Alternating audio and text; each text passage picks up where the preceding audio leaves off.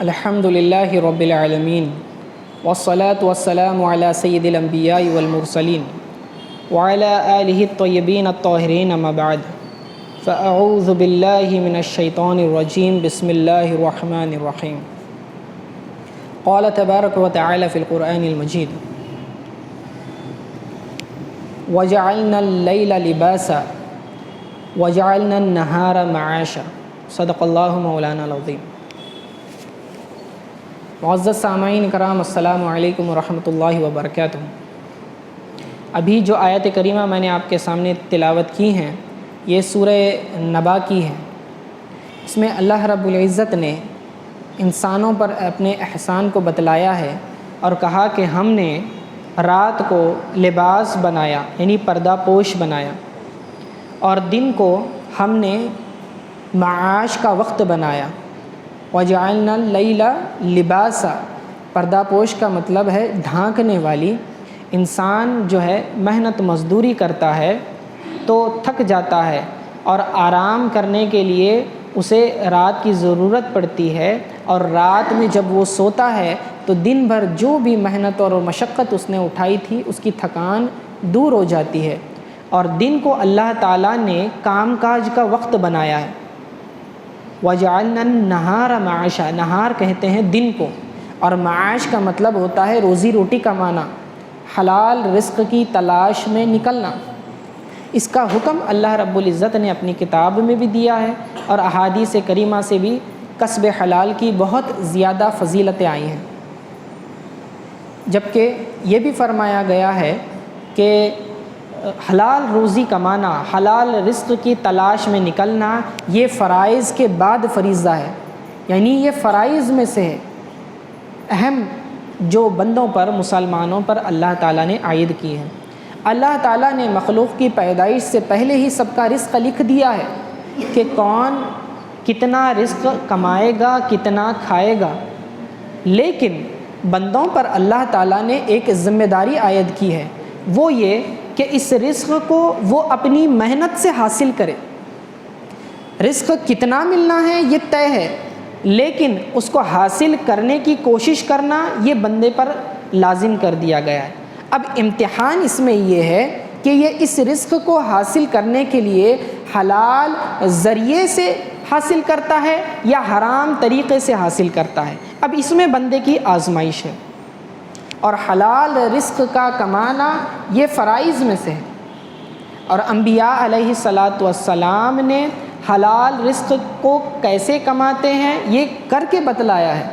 خود رسول اللہ صلی اللہ علیہ وسلم کی ذات گرامی یہ ہمارے لیے بہترین نمونہ ہے کہ آقا علیہ السلام جب حضرت ابو طالب کے زیر پرورش تھے، آپ علیہ السلام جب 12 سال کے ہو گئے تو آپ نے اپنے چچا ابو طالب کے کندھوں سے یہ جو معاشی بھاگ دوڑ ہے، یعنی کہ روزی روٹی کمانے کی جو کوشش ہے اور بھاگ دوڑ ہے، اس کا بوجھ ہلکا کرنے کے لیے آپ علیہ السلام نے 12 سال کی عمر سے ہی ہاتھ بٹانا شروع کر دیا تھا۔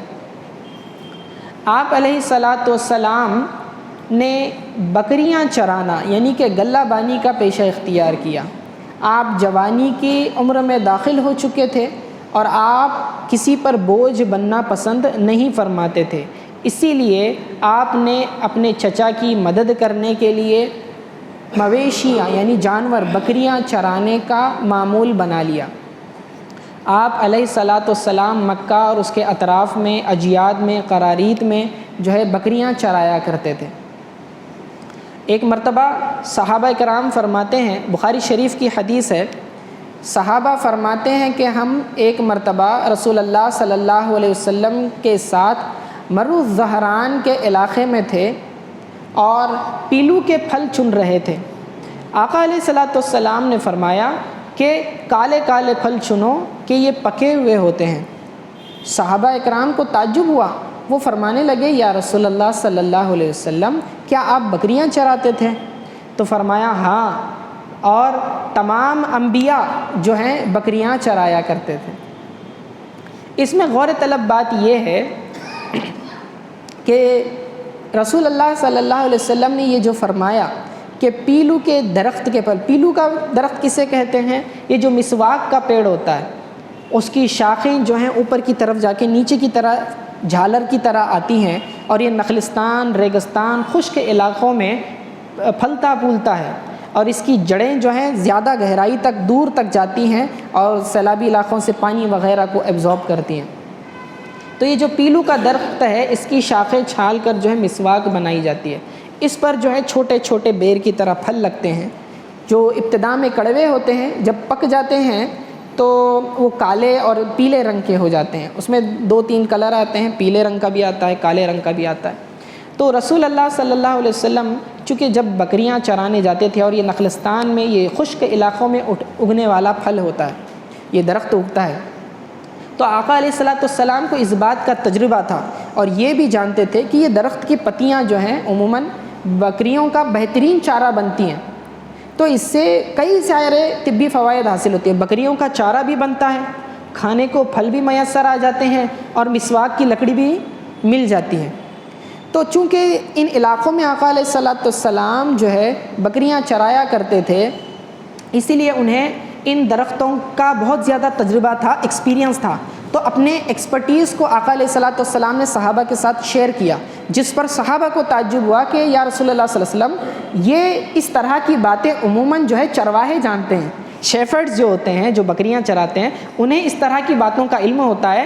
تو انہوں نے اندازہ لگایا، پوچھا یا رسول اللہ صلی اللہ علیہ وسلم، کیا آپ بھی بکریاں چرایا کرتے تھے؟ فرمایا ہاں، میں بکریاں چراتا تھا، اور جتنے بھی انبیاء گزرے ہیں سب نے بکریاں چرائی ہیں۔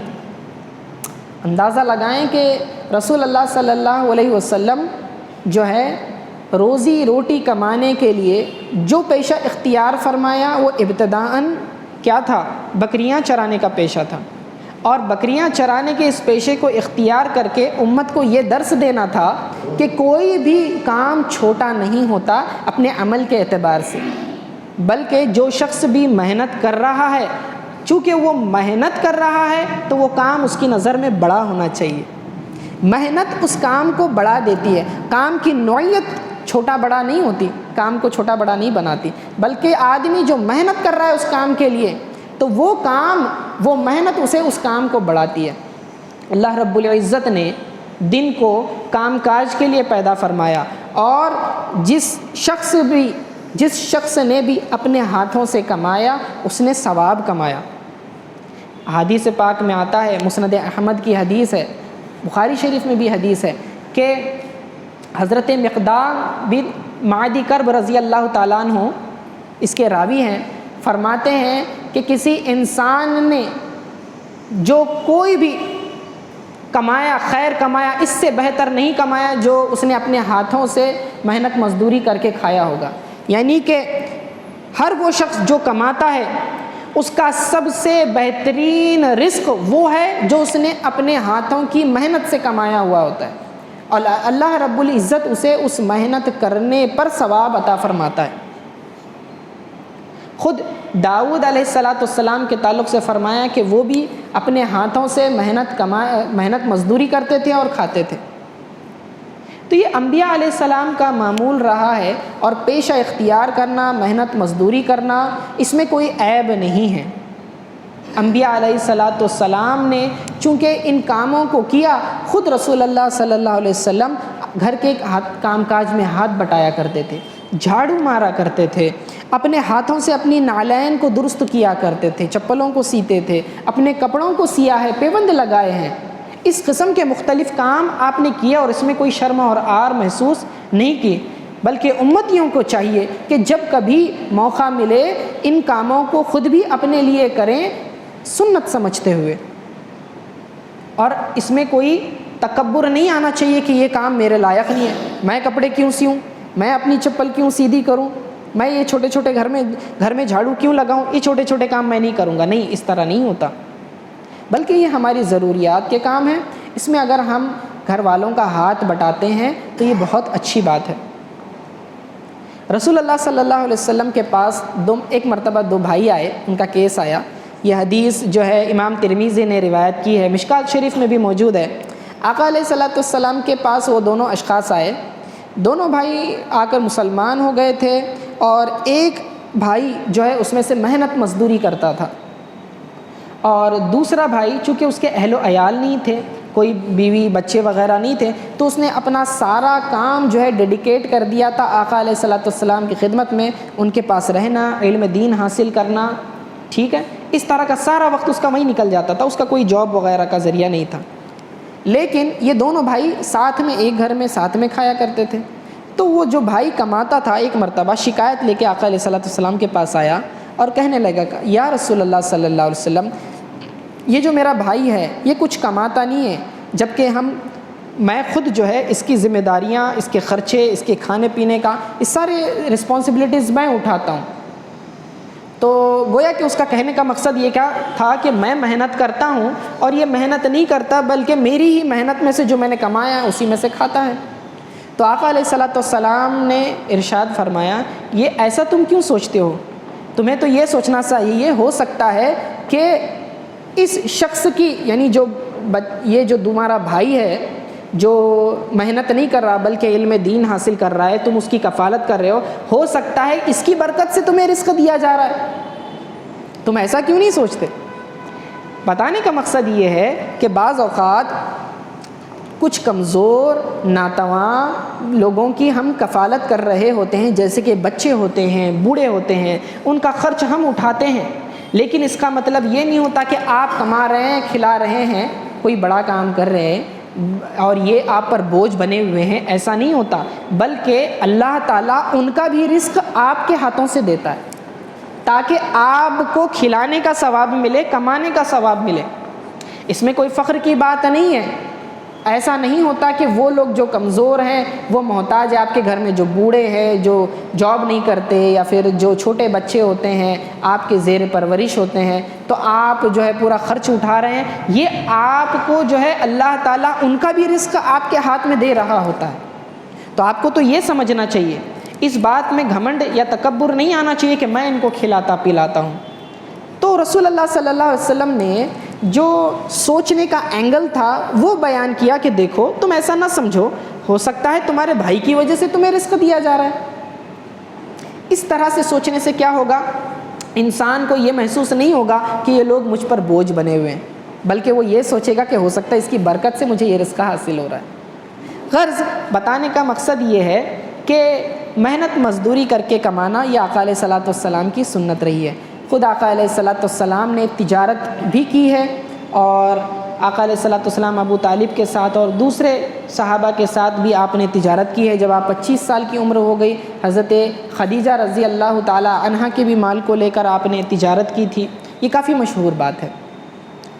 آج میں صرف جو ہے بکریاں چرانے کے متعلق سے ایک بات کی وضاحت کرنا چاہوں گا کہ رسول اللہ صلی اللہ علیہ وسلم سے پوچھا گیا کہ آپ بکریاں چراتے تھے، تو آقا علیہ الصلوۃ والسلام نے فرمایا ہاں میں بکریاں چرایا کرتا تھا۔ بخاری شریف کی بھی حدیث ہے کہ ایک اور حدیث میں آپ فرماتے ہیں کہ میں اہل مکہ کے لیے قرارید پر بکریاں چراتا تھا۔ اب قرارید پر بکریاں چرانے کا کیا مطلب؟ قرارید جمع ہے قرط ان کی، اور قرط کہتے ہیں یہ دینار کے 20ویں حصے کو بھی کہتے ہیں۔ تو اس کا ایک معنی یہ ہوا کہ رسول اللہ صلی اللہ علیہ وسلم اہل مکہ کی اجرت لے کر بکریاں چرایا کرتے تھے، یعنی کہ ان سے پیسے لیتے اور اس کے بدلے جو ہے ان کی بکریاں چراتے تھے۔ تو یہ اجرت لینا یہ بھی سنت رسول ہے صلی اللہ علیہ وسلم، لیکن محدثین جو ہے زیادہ تر فرماتے ہیں یہ قرارید جو ہے ایک گمنام جگہ ہے مکہ کے اطراف میں، قرارید سے مراد یہاں پر دینار نہیں ہے، دوسرا معنی بیان کرتے ہیں۔ ان کے مطابق قرارید ایک علاقہ ہے جہاں رسول اللہ صلی اللہ علیہ وسلم اپنی بکریاں چرایا کرتے تھے۔ تو اس کے اوپر جو ہے طبقات الکبریٰ میں بھی ایک حدیث ہے جس سے یہ پتہ چلتا ہے کہ آقا علیہ الصلوۃ والسلام اجیاد کے علاقے میں بھی بکریاں چرایا کرتے تھے۔ رسول اللہ صلی اللہ علیہ وسلم نے ارشاد فرمایا کہ بعث موسیٰ علیہ الصلوۃ والسلام وہو راعی الغنم، فرمایا کہ موسیٰ علیہ الصلوۃ والسلام جو ہیں مبعوث کیے گئے، نبی بنائے گئے، اور وہ بکریاں چرایا کرتے تھے۔ وبعث داؤد علیہ السلام وهو راعی الغنم، اور داؤد علیہ السلام کو نبی بنایا گیا اور وہ بھی بکریاں چرایا کرتے تھے۔ وبعثت وانا ارعى غنم اہلی بالاجیاد، فرمایا کہ میں بھی نبی بنا کر بھیجا گیا ہوں اور جو ہے میں اپنے گھر والوں کی بکریاں مقام اجیاد میں چرایا کرتا تھا۔ تو اس سے معلوم ہوا کہ اجیاد یہ ایک علاقہ ہے جہاں رسول اللہ صلی اللہ علیہ وسلم بکریاں چراتے تھے مکہ کے اطراف میں۔ اسی طرح قراریت بھی جو ہے یہ ایک مقام ہے جہاں رسول اللہ صلی اللہ علیہ وسلم جو ہے بکریاں چرایا کرتے تھے۔ اب سوال یہاں پر ایک اہم اٹھتا ہے جس میں رسول اللہ صلی اللہ علیہ وسلم نے یہ جو فرمایا کہ ہر نبی نے بکریاں چرائی ہیں، تو یہ بکریاں چرانے کا کام کیا نبوت کے منصب کے لیے سوٹیبل ہے؟ نبی کا مقام، وہ مرتبہ، جو رتبہ ہے، دنیا بھر کے جتنے بھی مقامات و منصب ہیں سب سے اعلیٰ اور عرفہ رتبہ ہے، اور اتنا بڑا ہائیسٹ اسٹیٹس ہونے کے بعد ایک نبی جو ہے بکریاں چرائے، اور بکریاں چرانا بہت ہائی لیول کا کام نہیں ہے، تو اس طرح کا یہ کام انبیاء علیہ السلام کو کیوں سونپا گیا اور ہر نبی کو کیوں یہ کام کرنا پڑا؟ تو اس میں بہت بڑی حکمت ہے۔ امام ابن حجر عسقلانی رحمۃ اللہ تعالیٰ علیہ بخاری شریف کی شرح میں فرماتے ہیں کہ دیکھیں، بکریاں چرانے کا کام کوئی معمولی کام نہیں ہے، یہ بہت بڑی رسپانسبلٹی کا کام ہوتا ہے۔ جب چرواہا بکریوں کو لے جایا کرتا ہے چرانے کے لیے، بکریاں یہ ایک بھولی بھالی مخلوق ہیں اور انہیں شعور نہیں ہوتا کہ کدھر جانا ہے، کہیں سیدھی طرف، کہیں بائیں طرف، ایک بکری یہاں سے نکلی، دوسری وہاں سے نکلی، تو مسلسل جو ہے چرواہے کو پہرا دینا پڑتا ہے اور ایک راستے پر انہیں لانا پڑتا ہے۔ ہر بکری کی طرف اسے پورا فوکس دینا پڑتا ہے، پوری توجہ دینی پڑتی ہے، تو اسے ہر بکری کی علیحدہ فکر ہوتی ہے۔ دوسرا، انہیں چرانے کے لیے جب لے جائے تو صحیح مقامات کی طرف لے جائے اور ان کی حفاظت بھی کرے، کہیں کوئی چور ان بکریوں کو نہ چرا لے، کہیں کوئی بھیڑیا انہیں پھاڑ نہ ڈالے، تو یہ جوخم بھرا کام بھی اسے اٹھانا پڑتا ہے، خطرات کو بھی مولنا پڑتا ہے، حفاظت بھی کرنی پڑتی ہے، دیکھ ریکھ بھی کرنی پڑتی ہے۔ اور جب بکریاں جتنا ہر بار ہانکیں، ہاتھ میں چھڑی ہوتی ہے، وہ انہیں ہانکتا ہے، پھر ادھر ادھر چلی جاتی ہیں، لیکن انہیں سمجھ نہیں ہوتی تو وہ انہیں مارتا بھی نہیں ہے، ان پر غصہ بھی نہیں کرتا ہے ان بکریوں پر۔ ٹھیک نبوت کا منصب ایک ایسا منصب ہے کہ جس میں انبیاء علیہ السلام کو ان بکریاں چرانے کے ذریعے ٹریننگ اللہ رب العزت دیتا ہے، گویا کہ یہ ٹریننگ فیلڈ ہوتی ہے کہ جس طرح یہ بھولی بھالی بکریاں جو ہے انہیں راستے کا پتہ نہیں ہوتا، خطرات کا پتہ نہیں ہوتا، وہ کہیں بھی چلی جاتی ہیں۔ کبھی ایسا ہوتا ہے کہ بعض ممنوعہ چراگاہ ہوتی ہیں، یعنی گورنمنٹ کے اسپیشل ریزروڈ ہوتی ہیں علاقے، ان علاقوں میں جانا ریسٹرکٹڈ ہوتا ہے۔ چرواہے کی ذمہ داری ہوتی ہے کہ انہیں ایسے مقامات پہ لے جائے جو جائز ہوں اور ایسے مقامات پہ جانے سے روکے جو ناجائز ہوں۔ تو اللہ رب العزت نے نبوت کا یہ منصب ٹھہرایا ہے کہ ما آتاکم الرسول فخذوہ وما نہاکم عنہ فانتہوا، کہ نبی علیہ السلام جو تمہیں حکم دیتے ہیں وہ لے لو، جس چیز سے منع کریں رک جاؤ۔ آقا علیہ السلام جانتے ہیں امت کے لیے حلال کیا ہے، امت کے لیے حرام کیا ہے، جائز کیا ہے، ناجائز کیا ہے، جائز کی طرف لاتے ہیں، ناجائز سے روکتے ہیں۔ یہ بھولی بھالی مخلوق کی طرح کبھی ادھر گناہ کے راستے پر، کبھی غلط راستے پر، کبھی بھٹکی ہوئی راہ پر چلے جاتے ہیں، انہیں ہدایت کی راستے کی طرف لانا یہ نبی کا کام ہوتا ہے۔ انہیں شیطان جیسے چور سے، ایمان کے چور سے، نیکیوں کے چور سے بچانا نبی کا کام ہوتا ہے۔ تو انبیاء علیہ السلام کو بکریاں چرانے کی مشقت سے گزارا جاتا ہے تاکہ ان کے اندر صبر و تحمل کی صفت پیدا ہو، محبت اور شفقت کی صفت پیدا ہو، تاکہ وہ اپنے امتیوں پر عذاب کی دعائیں نہ کریں، ان پر رحم کریں، شفقت کریں، ان کے سوالات کا جواب دیں اور ان کی مشکلات کا حل کریں۔ تو انبیاء علیہ السلام کو اس ٹرائل پروسیس سے گزارا جاتا ہے۔ جب بکریاں سنبھالنا انہیں آ جائے تو انسانوں کو سنبھالنا آسان ہو جاتا ہے۔ تو انبیاء علیہ الصلاۃ والسلام یہ جو بکریاں چرانے کا کام ہے کوئی معمولی کام نہیں ہوتا ہے۔ اور اس سے پتہ چلا کہ یہ کوئی ایسی بات نہیں ہے کہ جو ڈھکی چھپی ہو۔ خود قرآن میں بھی حضرت موسیٰ علیہ الصلاۃ والسلام کے تعلق سے موجود ہے کہ آپ علیہ الصلاۃ والسلام موسیٰ علیہ السلام حضرت شعیب علیہ السلام کے پاس اجرت پر بکریاں چراتے تھے۔ ان کے ذمہ یہ تھا، شرط یہ تھی، حضرت شعیب علیہ السلام جو کہ ان کے سسر ہیں فرماتے ہیں کہ تم جو ہے 8 سال میرے پاس میری خدمت کرو، یعنی میری بکریوں کو پانی پلانا، بکریوں کو چرانا، یہ کام تم کرو، اور 10 سال پورے کر دو تو بہتر ہے فرمایا۔ اور یہ ایک کام کرنا ہے، دوسرا یہ کہ میں آپ کے نکاح میں میری ایک بیٹی دے دوں گا، میں آپ کا نکاح کروا دوں گا۔ تو اس واقعے کو قرآن نے بھی ذکر کیا، اور اس سے بھی پتہ چلا کہ موسیٰ علیہ الصلاۃ والسلام نے 8 سال بکریاں چرائی ہیں حضرت شعیب علیہ السلام کے پاس۔ تو یہ کوئی معمولی کام نہیں ہے، انبیاء علیہ الصلاۃ والسلام کو اس کے ذریعے تربیت دی جاتی ہے۔ تو اس میں خلاصہ کلام یہ ہے کہ رزق حلال کی تلاش میں نکلنا یہ نیکی کا کام ہے۔ حلال رزق کو جب بندہ اپنی محنت سے کما کے کھاتا ہے تو یہ فرائض میں سے ہے، اور اسے اس کا اجر دیا جاتا ہے۔ پھر جن کو وہ کھلاتا ہے اس کا بھی اجر دیا جاتا ہے، اور کمزوروں کا رزق جوانوں کے ہاتھوں دیا جاتا ہے۔ تو آج کل کے نوجوانوں کے لیے یہ نصیحت ہے، یہ عبرت کی بات ہے کہ ہمارے نوجوان اپنی صلاحیتوں کو ضائع نہ کریں، رسول اللہ صلی اللہ علیہ وسلم کی سنت پر عمل کرتے ہوئے حلال رزق کی تلاش کریں۔ اگرچہ کہ وہ کام معمولی ہو تو اسے معمولی نہ سمجھیں، بلکہ وہ ذریعہ آپ کی روزی روٹی کا کمانا آپ کے لیے برکت کا باعث بنے گا۔ اللہ رب العزت کو وہ ہاتھ پسند ہے جو محنت مزدوری کرتے ہیں۔ ایک مرتبہ ایک صحابی آئے، ان کے ہاتھ بڑے سخت تھے، بہت زیادہ سخت تھے، چونکہ وہ بہت زیادہ سخت محنت مزدوری کرتے تو گٹھے آ گئے تھے ہاتھوں میں۔ آقا علیہ الصلاۃ والسلام نے ان کے ہاتھوں کو چھوما، فرمایا محنت کش کے ہاتھ اللہ رب العزت کو پسند ہے۔